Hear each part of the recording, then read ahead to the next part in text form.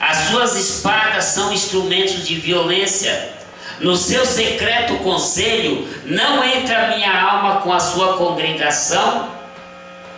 Minha glória não se ajunte, porque no seu furor mataram varões e na sua teima arrebataram bois. Maldito seja o seu furor, pois era forte, e a sua ira, pois era dura. Eu os dividirei em Jacó e os espalharei em Israel. Você veja bem, irmãos, Jacó soltou uma maldição sobre Levi, mas vocês podem ver que mais para frente, entrando na história, essa maldição foi quebrada, porque da descendência de Levi vieram reis abençoadores. Então Deus quebrou essa maldição depois. Agora vocês vejam bem, irmãos, Jacó era um homem de Deus. Jacó era um homem de Deus. Jacó educava seus filhos. Jacó educava seus filhos na temência de Deus. Jacó educava seus filhos também. Glória! Agora eu quero mostrar para vocês aqui, só para me terminar, irmãos. Aqui, ó, no 35, Deus diz assim: disse Deus, 35:1. Depois disse Deus a Jacó: levanta-te sobre a Betel e habita ali, e faz ali um altar ao Deus que te apareceu quando fugiste diante da face de Saul teu irmão. Então disse Jacó à sua família e a todos que com ele estavam: tirai os deuses estranhos que há no meio de vós, e purificai-vos e mudai os vossos vestidos. Os filhos de Jacó, apesar de ser filho de um homem de Deus, mas se Jacó pediu para eles tirarem os deuses estranhos, então muitos deles não tinham a mesma adoração que o pai. Muitos deles não buscavam ao Deus verdadeiro. Caso contrário, Jacó não mandaria eles tirar os deuses estranhos da vida deles. Glória a Deus! Aleluia! Amém, irmãos? E hoje em dia não é diferente, irmão. Hoje em dia a gente vê aí filhos de pastores salteador, a gente vê filhos de pastores assassino, filhos de pregadores, homens de Deus, temente a Deus aí, irmãos, traficando, abusando, fazendo um escândalo, envergonhando o pai com os atos deles. Nós evangélicos, infelizmente, às vezes somos envergonhados pelos nossos filhos. Satanás, eles muitas vezes você está revestido, mas os teus filhos, devido à rebeldia deles, eles não estão revestidos. Penso eu, tá, irmãos?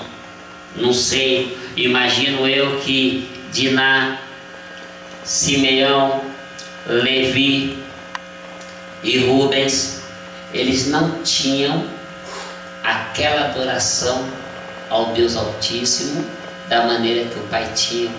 Caso contrário, nenhum deles teriam contrariado, magoado o pai da maneira que eles magoaram. Isso aí, irmão, chama-se maldição. Diná, Simeão, Levi, Rubens, e depois ainda Jacó sofreu mais ainda a peca de José por vários anos, como vocês sabem da história, aonde Deus exaltou ele mais tarde. Ele foi governador do Egito, e os irmãos de José mais tarde também, eles tomaram posição. O ato que eles cometeram com José, eles não cometeram com o irmão menor deles depois. Então José viu que eles tinham tomado posição. É por isso que muitas vezes, irmãos, por mais rebeldia que os filhos da gente têm, ou irmãos, ou pai, ou mãe, ou filho, ou esposo, ou irmão, nós devemos sempre interceder por eles, porque para mudar eles é só Deus. Aleluia! Glória a Deus! Irmãos, e eu estava aprendendo essa semana, eu e a irmã Cida, graças a Deus, sobre quebra de maldição. Eu não sei da maneira que vocês veem isso na vida de Jacó, mas eu vejo isso como uma maldição. Como uma maldição. Porque foi desgraça em cima de desgraça. Diná Depois Simeão e Levi, assassinato e roubo. Depois Rúben deita com a mulher dele, com a concubina dele. Depois José vendido como escravo. Olha o coração desse homem, o tanto que ele sofreu. Aleluia. O tanto que ele sofreu. Às vezes o pastor ele tem um filho ladrão e ninguém compreende isso. Uai, o pai não é crente, por que o filho é ladrão? O pai não é pastor, por que o filho é ladrão? Mas irmãos, quem é que muda a nossa alma, quem é que quebra a nossa maldição? É Deus. E eu quero passar para vocês a quebra de maldição essa noite. A próxima vigília, irmãos, o tema dela vai ser também, irmãos, a quebra da maldição. Eu e a irmã Cida, pela vontade de Deus, estamos tomando conhecimento de quebra de maldição. A quebra de maldição, irmãos, ela vem muitas vezes porque por nós não confessarmos os pecados dos nossos pais, por nós não confessarmos o pecado de nossa mãe, do nosso pai, das nossas irmãs, e depois apresentarmos também o nosso pecado. Muitas vezes nós não prosperamos porque nunca apresentamos os feitos do nosso pai na presença de Deus. Você apresenta o seu, mas nunca apresentou do seu pai nem da sua mãe. Você nunca apresentou os malfeitos da tua irmã, do teu filho, muitas vezes da tua esposa, e a bênção não vem. É por isso que tem muito crente mendigando pão, por falta de sabedoria. É verdade, Jesus, aleluia. Irmãos, lá no livro de Neemias, vocês vão encontrar o mistério, a resposta disso aí. Lá no livro de Esdras, vocês vão encontrar quando o povo do cativeiro estava caído, lá em Neemias, as portas de Jerusalém caídas. O homem de Deus pediu para que eles confessassem o pecado dos pais e depois o deles, para que Deus pudesse voltar a agir na vida deles.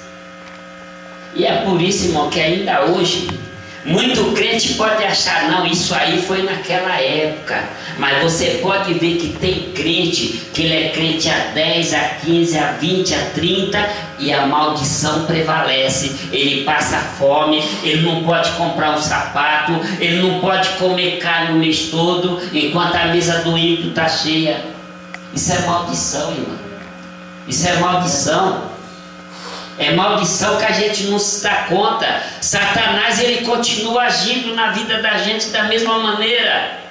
A palavra de Deus não diz que Deus visita até a 4ª geração.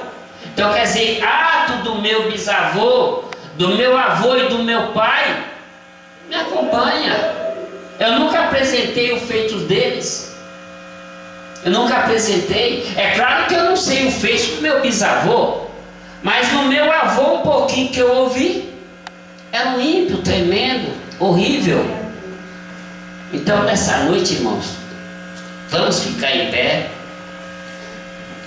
vamos apresentar a Deus os erros que a gente sabe que nossos pais cometeram, que as nossas mães cometeram, nossos irmãos cometeram, os erros que vocês nunca apresentaram a Deus. Apresentem entre vocês e Deus, para que a maldição não triunfe na vida de vocês. Não pode o ímpio ficar comendo filé mignon e os filhos de Deus comendo farinha seca.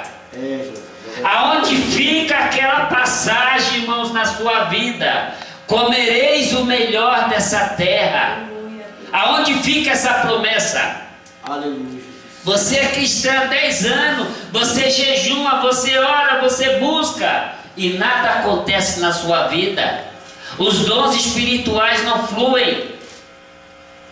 E o que eu aprendi no Espírito Santo, isso aí só quebra quando você